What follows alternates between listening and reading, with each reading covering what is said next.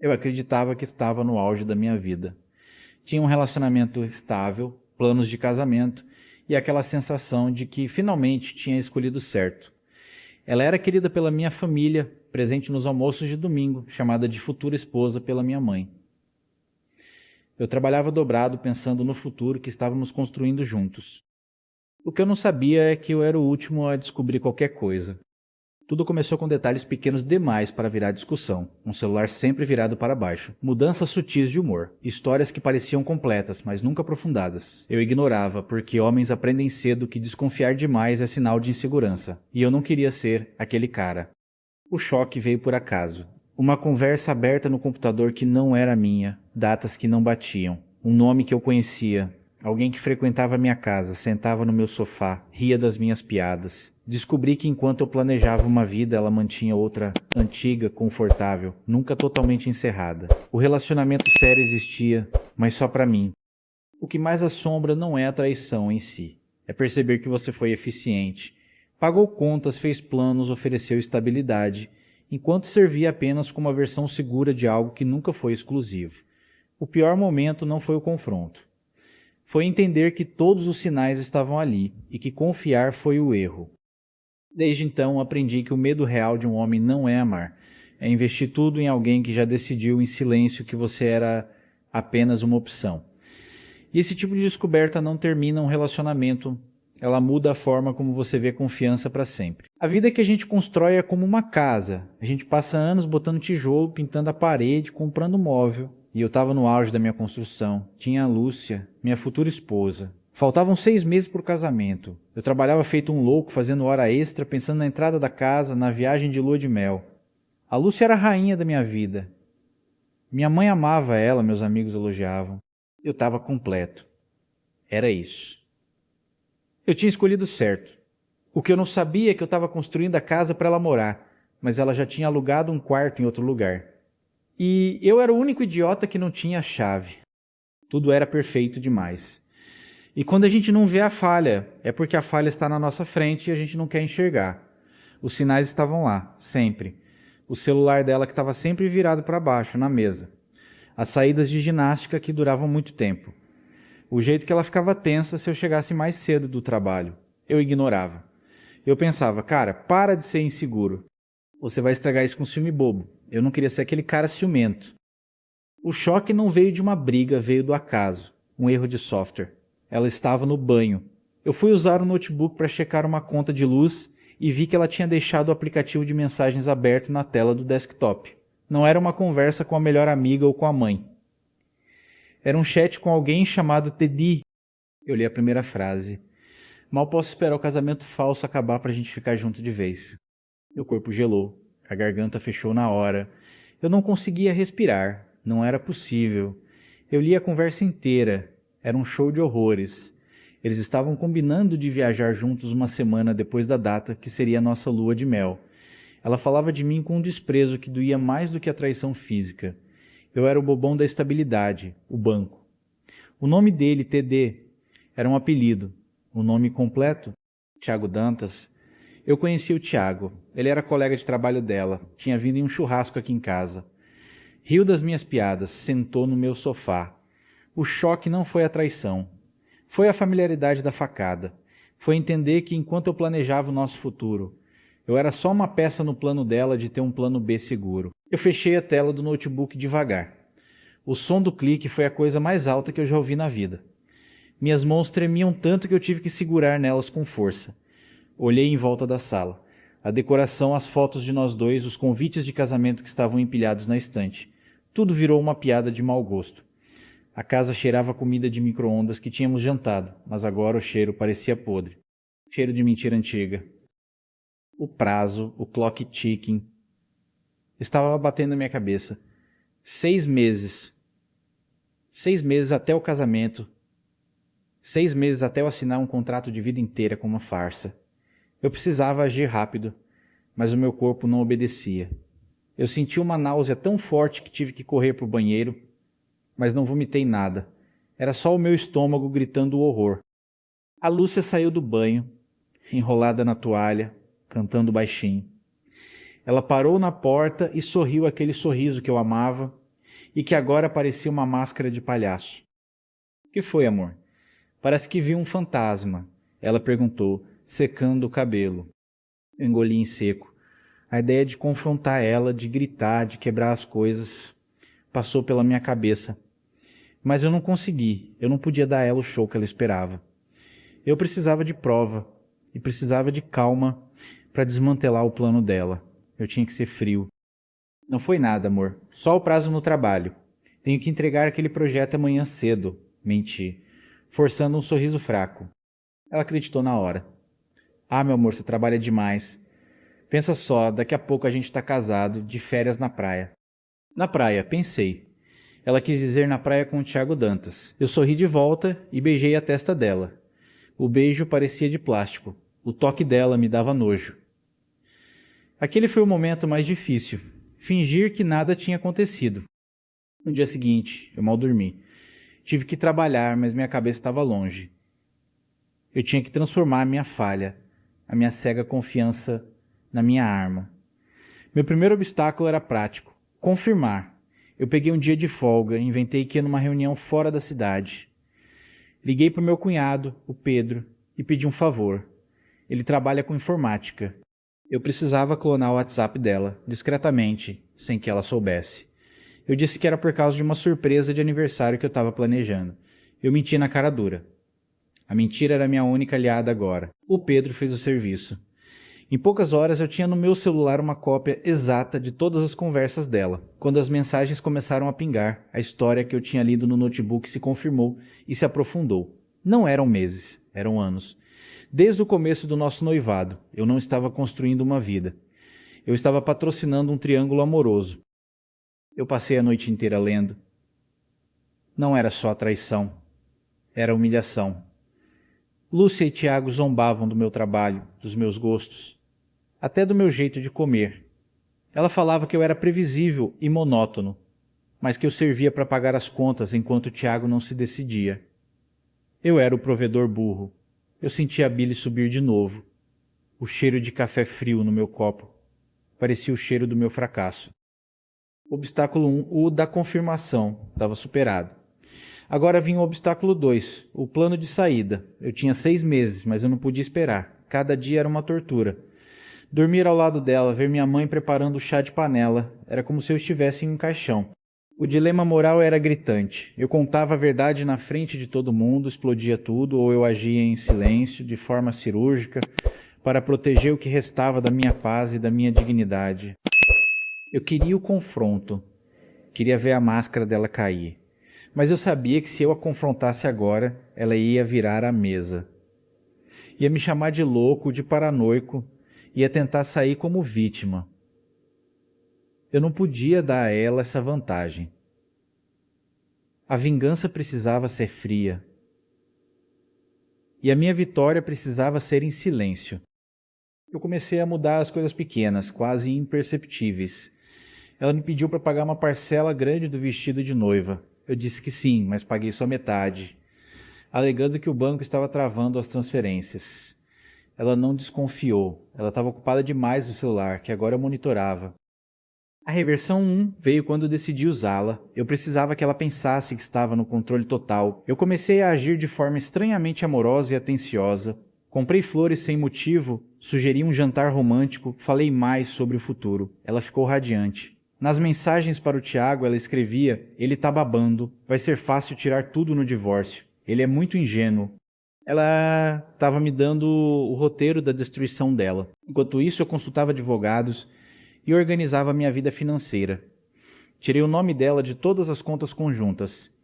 Mudei a senha do meu e-mail principal. Transferi todos os investimentos que eram só meus para uma nova conta que só eu tinha acesso. Fui à empresa e transferi a propriedade de um carro que estava no meu nome para o nome da minha irmã, alegando que era para fugir de um imposto. Tudo debaixo do radar. Esse processo me deu uma força estranha. Eu estava agindo, não apenas reagindo. A dor continuava, mas a ação me mantinha vivo. Se você já passou por uma traição assim, onde a pessoa usa sua confiança para te roubar, sabe que a única coisa que te salva é recuperar o controle. A gente se sente tão humilhado que precisa de uma vitória. Se você gosta de ver como as pessoas conseguem virar o jogo depois de um golpe sujo, É só se inscrever aqui no canal. A parte mais pesada ainda está por vir.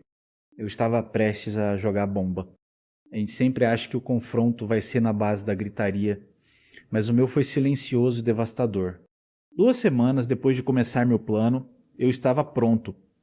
Era uma terça-feira, a noite mais calma da semana. Jantamos em silêncio. Lúcia estava de bom humor, falando sobre a prova do vestido. Ela parecia flutuar na bolha de mentiras dela. Eu observava o jeito dela mastigar, o jeito que ela sorria com a boca cheia. Era tudo performance. Quando ela foi escovar os dentes, eu peguei minha mochila já preparada. Dentro estavam os papéis de divórcio que eu tinha preparado em segredo, já assinados por mim, e as provas impressas das conversas. Quando ela voltou para o quarto, eu estava sentado na beirada da cama, olhando para ela. A expressão dela mudou na hora. Ela sentiu que o ar estava pesado. Que cara é essa, Pedro? Tá tudo bem?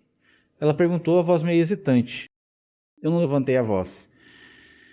Falei baixo. Está tudo ótimo, Lúcia. Está tudo maravilhoso. Na verdade, está tudo terminado. Eu joguei a pasta azul no meio da cama. O som do plástico batendo no colchão foi seco. Ela olhou para a pasta, depois para mim. Confusa. O que é isso? Ela perguntou. São os papéis do divórcio. Eu já assinei. Seu advogado deve receber amanhã. E não se preocupe, eu fui justo. Você pode ficar com as contas que você já pagou. O rosto dela mudou de confuso para irritado. Ela pegou a pasta. E quando viu a palavra divórcio na primeira página, soltou uma risada nervosa, forçada. Você enlouqueceu, Pedro? A gente vai casar em 5 meses. Não, a gente não vai. Eu peguei o maço de papéis que eu tinha impresso e joguei por cima da pasta. As folhas de conversas caíram espalhadas pela cama. Você vai casar com o Thiago Dantas, não é? Aquele que te chama de meu amor e planeja sua lua de mel falsa na semana seguinte à data que a gente pagou? O ar saiu dela. O rosto ficou branco, de um branco doentio. Os lábios tremeram. Ela não conseguia desviar o olhar das conversas impressas. O cheiro de pasta de dente de hortelã que vinha dela misturado com o meu suor frio criava um odor estranho de desespero. Ela tentou a negação, a tática favorita do traidor. Isso é falso, você invadiu minha privacidade, você é um doente. Invade, sim. E sou um doente por ter confiado em você por tanto tempo, respondi. Eu não estava gritando, estava calmo, o que assustou mais. Eu sei de tudo, Lúcia. Dos seus casos, das suas viagens a trabalho que eram escapadas, do que você falava de mim para ele. Você não perdeu um noivo, você perdeu seu banco, sua estabilidade. E você perdeu sua casa. O apartamento era meu antes dela, ela sabia disso. A porta da frente está logo ali.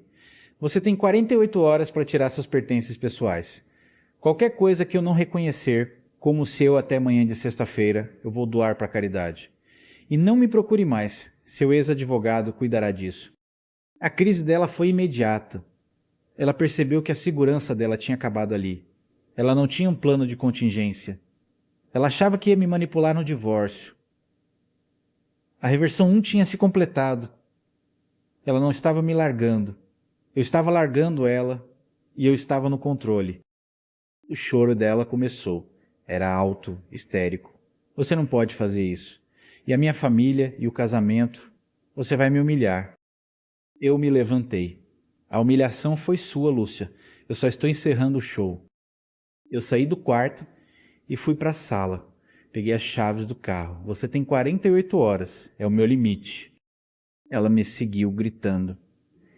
Ela tentou se agarrar ao meu braço, mas eu a empurrei de leve. Não por raiva, mas porque o toque dela me queimava. Eu precisava de ar. Onde você vai? Não me deixe aqui sozinha. Você me ama? Ela implorava. Não, eu amava quem eu achava que você era. Essa pessoa morreu para mim, eu disse abrindo a porta. O frio da noite entrou no apartamento. Eu vou ficar na casa do meu irmão até sexta-feira. Quando eu voltar, você não estará aqui. E saí. Não olhei para trás. A porta bateu forte. Eu ouvi os gritos dela ecoando no corredor do prédio, mas ignorei. As consequências da reversão foram imediatas. Eu passei as 48 horas seguintes na casa do meu irmão, o Pedro. Eu não conseguia dormir. Não era a dor da perda, era o alívio misturado com o trauma. Meu irmão ficava me dando cerveja e ouvindo a história toda, chocado. Ele me abraçou. Foi a primeira vez que eu chorei de verdade. Não pelo fim do casamento, mas pela burrice de ter sido feito de trouxa. O meu custo da vitória estava começando a aparecer. A confiança. Perdida para sempre. Na manhã de sexta-feira, eu voltei para o apartamento com o Pedro. O meu coração batia forte. O ar estava pesado. Quando abri a porta, vi que ela tinha tirado quase tudo dela. As roupas, os cosméticos caros, as joias. Mas ela deixou para trás, no chão do quarto, a cópia impressa das conversas. E ao lado uma nota. Não li. Amassei e joguei na lixeira. O apartamento estava vazio, mas o silêncio era diferente. Não era o silêncio da mentira. Era o silêncio da paz. O obstáculo 3, a crise máxima, estava por vir. O teatro social. Minha família. Minha mãe, que já tinha mandado fazer os bordados para as toalhas. Minha sogra, que me considerava um filho. Eu precisava contar a história de forma que fosse digna, sem expor a podridão imediatamente. Liguei primeiro para minha mãe. Minha voz estava seca. Mãe, o casamento acabou. A Lúcia e eu terminamos. Não é mais segredo. Ela ficou histérica. Meu Deus, por quê? O que aconteceu? Foi briga boba. Não foi briga boba, mãe. Ela me traiu. Por anos. Estava comigo por interesse e ia fugir com o amante depois da lua de mel. Eu disse a verdade, crua e rápida. Eu não podia me dar ao luxo de ser gentil. Minha mãe, que tinha a Lúcia como filha, ficou chocada. Eu sabia que a fofoca ia correr rápido, mas eu precisava que a versão verdadeira fosse a minha. Eu não ia deixá-la controlar a narrativa. O telefone não parava de tocar. Amigos, parentes, a família dela. Eu respondia a todos com a mesma honestidade brutal. O divórcio estava em andamento. Não tinha volta. Sim, ela estava com outro. A crise máxima não foi a dor do abandono. Foi o tsunami de julgamentos e a vergonha pública. Algumas pessoas me davam apoio, mas outras, especialmente as amigas dela, tentavam defender a Lúcia, dizendo que todo mundo erra. Eu não debati. Eu só dizia, se erro é planejar me roubar e zombar de mim por anos, sim, ela errou muito. Eu comecei a superação. Mudei os móveis, troquei a cor da parede da sala. Eu precisava apagar o cheiro de mentira do apartamento. O silêncio era meu único amigo. Eu estava solteiro de novo, mas me sentia mais livre do que jamais estive no noivado. 8 meses depois do término, a papelada do divórcio estava resolvida. Eu tinha mantido a maior parte dos bens e ela tinha ficado com o dinheiro que esperava para o começo da nova vida. Eu não me importei com o dinheiro, eu queria a paz. Eu estava voltando a sorrir. Saía com amigos, voltei a ler e a fazer exercícios. Eu estava em paz. Até que veio a reversão 2, que eu chamo de A Noite Escura da Alma dela. O tempo passou. Ela e o Tiago Dantas não se casaram. Eles nem ficaram noivos. Fiquei sabendo por fofoca de amigos em comum que o Tiago, que era o cara da aventura, não tinha um centavo no banco e usou o dinheiro que a Lúcia pegou no divórcio para torrar em viagens e luxo. Quando a grana dela acabou, ele sumiu. Simples assim. O meu plano de estabilidade tinha se desmantelado em meses e o plano de vida livre e rica dela tinha ruído em 1 ano. Aí ela começou a tentar o retorno. Mensagens discretas para o meu irmão, perguntas para minha mãe como ele está. Minha mãe, que nunca perdoou a traição, era fria. Um dia, eu estava no elevador do meu prédio e a campainha tocou forte, um toque desesperado. Meu corpo ficou tenso. Eu olhei pelo olho mágico. Era a Lúcia. Ela estava parada ali. Não a Lúcia que eu conhecia, a noiva arrogante. Essa parecia acabada. O cabelo desbotado, a maquiagem manchada, a roupa amassada.